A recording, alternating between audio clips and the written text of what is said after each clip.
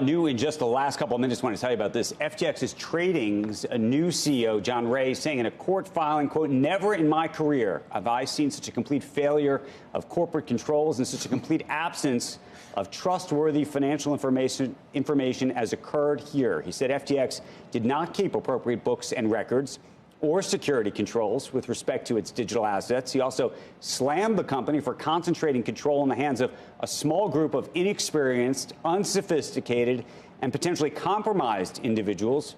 Ray saying that Sam Bankman-Fried is in the Bahamas and continues to make erratic and misleading public statements. So, wait a second. This is the guy who did the Enron stuff. Says he's never seen anything like this before. And he's come in now to try to clean up this bankruptcy. You saw Sam Bankman-Fried, by the way, in some of those DMs yesterday, say that he thinks that his biggest mistake was in allowing the company to file for Chapter 11, and that if he had been given the opportunity to just hold on to these assets for another month, everybody would be made whole, and that he's still out there trying to raise $8 billion because he believes he can somehow rescue said firm. Of course, the firm saying that Sam Bankman-Fried is separated from the firm, so whatever he's saying, well, A, unclear whether it makes any sense to begin with, and that's me putting it politely, but B, sort of what is supposed to happen here. So I just want to say this one more time. This is the guy, John Ray, who did the Enron stuff. Never in my career have I ever seen such a complete failure of corporate controls and such a complete absence of trustworthy financial information as occurred here.